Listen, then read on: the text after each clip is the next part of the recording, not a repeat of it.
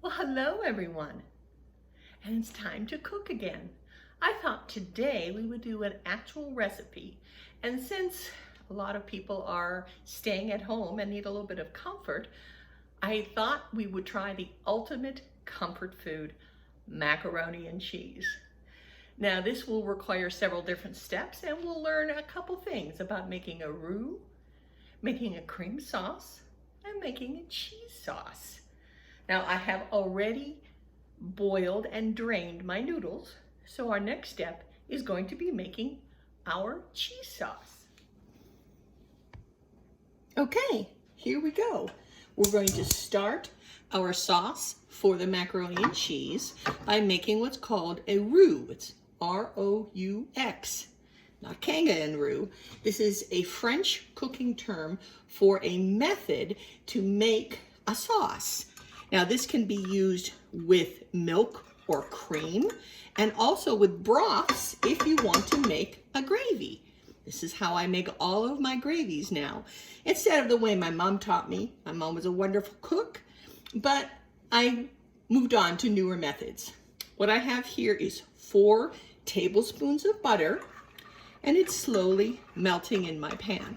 Basically for a roux, it's butter and flour in equal parts. So I have 4 tablespoons of butter, and I will add 4 tablespoons of flour.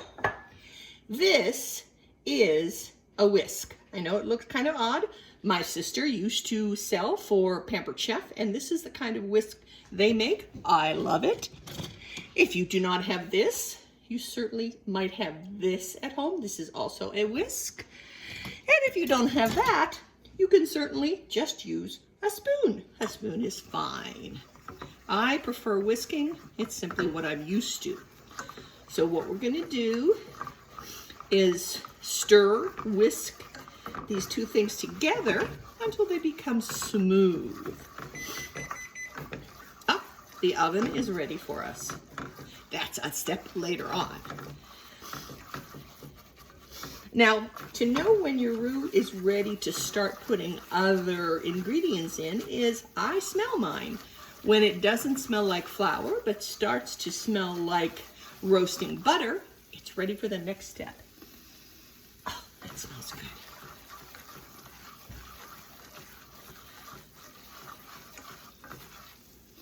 Oh, there we go. Next step is going to be putting in the milk. I'm going to put this in a little bit at a time and then stir it. You don't want to be as messy as me. I'm a pretty messy cook. So we stir and stir, and then put a little bit more in, and stir again. Basically, the roux is a method for thickening liquids. You can be using a milk or a cream, or broth or stock. Leftover juices from any kind of a roast will turn your au jus into a gravy. And then you can add any flavors that you want. For us, we're going to be using cheese. Okay, we're going to put the rest of the milk in. And just keep stirring. Now, since this is going to be savory, we're going to put in a little bit of salt and pepper. You could also use this for a sweet sauce.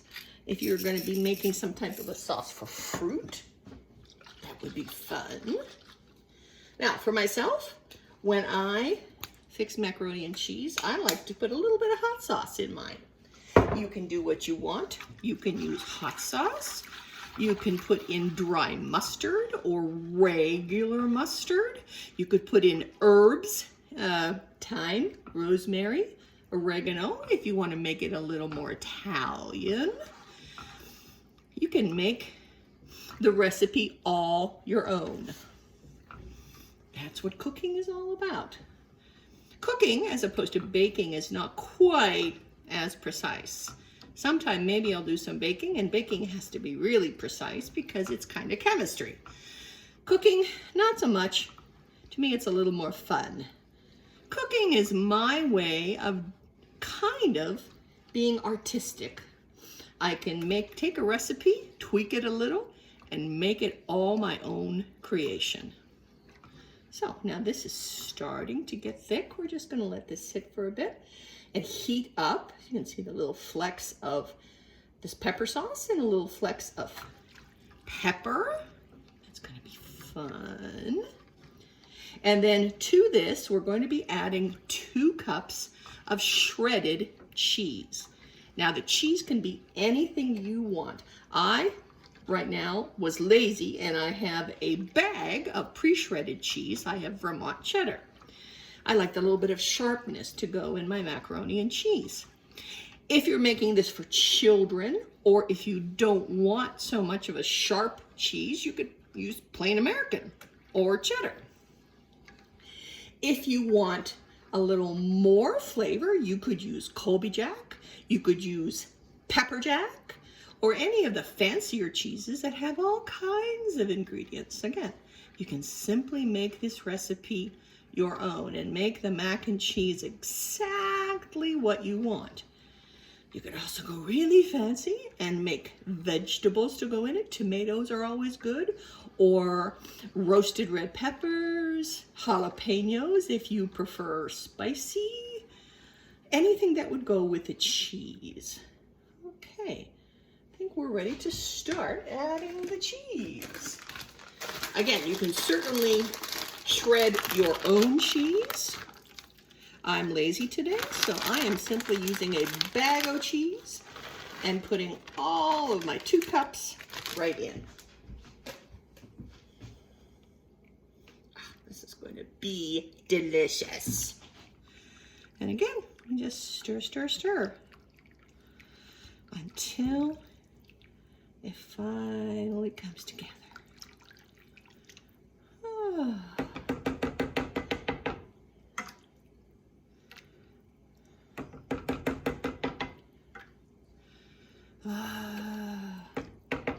We're going to give this a second. I'll be right back.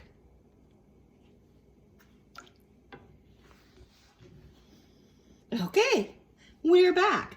It's been only 2 or 3 minutes, and the cheese is just becoming lovely and smooth.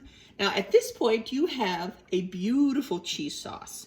You could use this to put on vegetables. You could pour it over nachos. You could even make this into a queso, which I have done recently, by putting tomatoes and green chilies in it. So this is ready to go. What we're going to do now, as you can see, I've put the macaroni back in the pot where it was cooked, and I'm just going to pour the sauce back into it so we don't have to dirty another pot. And we're going to simply finish it up. Now, once this is all stirred together, this is actually ready to serve if you want to serve it just this way. I myself prefer my macaroni and cheese to go a step further, and I bake it in the oven so that the cheese can kind of marinate and get into the macaroni, and it simply makes it tastier. So I have a pre-buttered casserole dish here. What I'm going to do is pour the macaroni into here, bake it in the oven about a half an hour, put a little breadcrumbs on it, and you'll see what it looks like when it's done. And we're back.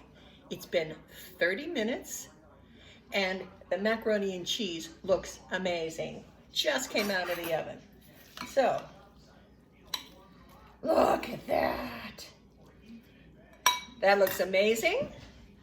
I hope you can make this really soon. See you later.